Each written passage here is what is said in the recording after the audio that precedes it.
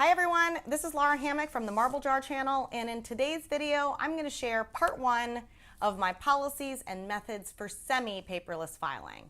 This is part of a series on my ADHD brain and all the systems that I use to compensate for a lack of internal structure and organization.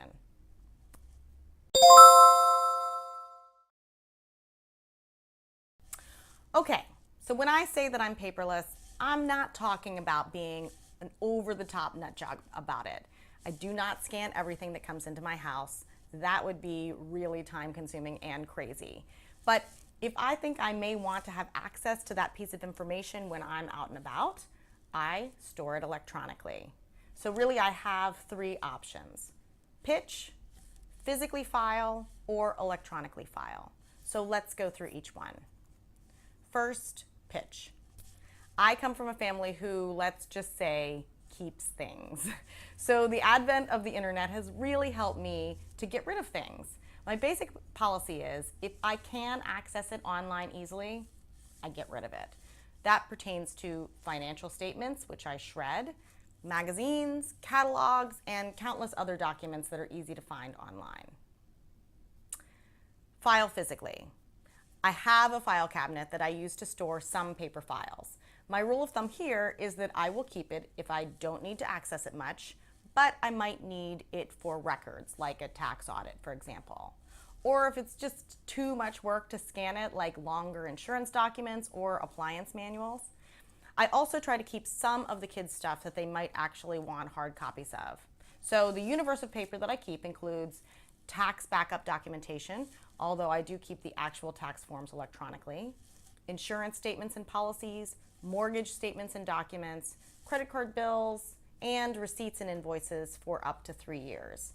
I have one folder for each kid for stuff like certificates and awards and report cards, and I also reserve a large portion of this file cabinet for manuals and warranties for purchases.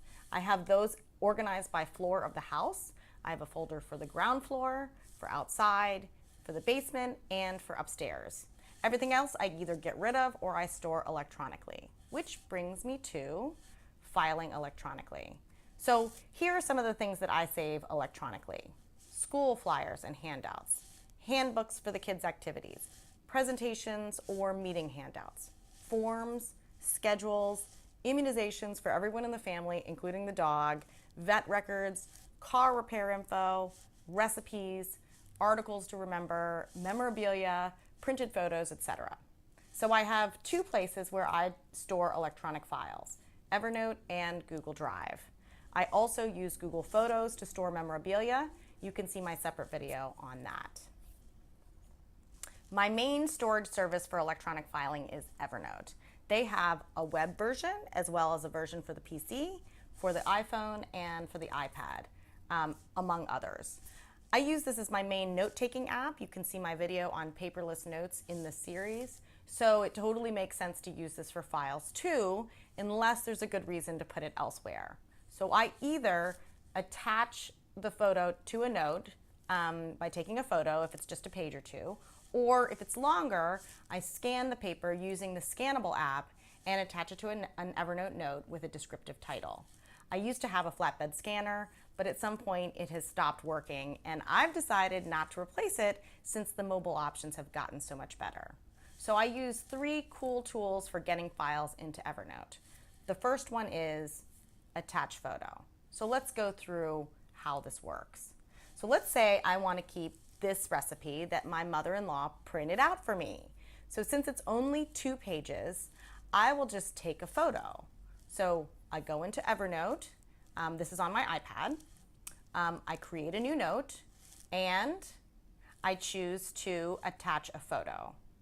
So at this point, I can choose to select a photo or photos from my camera roll, but in this case, I'm gonna take a picture of the recipe. So I have 2 options. The one that looks like mountains with a sun is just a regular photo. The one that looks like a document is what's called auto mode. So what that means is that Evernote is going to attempt to determine which part of the photo is my document, and then it's going to white out the background to give it a little bit more contrast. So here's what a photo looks like in photo mode. Okay, and so this is what happens if I take it again using auto mode. It doesn't always do the best job of figuring out what I want to capture, but I do like it best for most text documents. Now you can see that I capture the recipe, and when I view the note, it comes right up.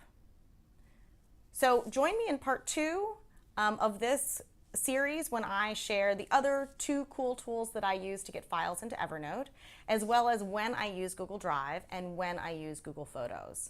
Comments below are always appreciated, and thanks for watching.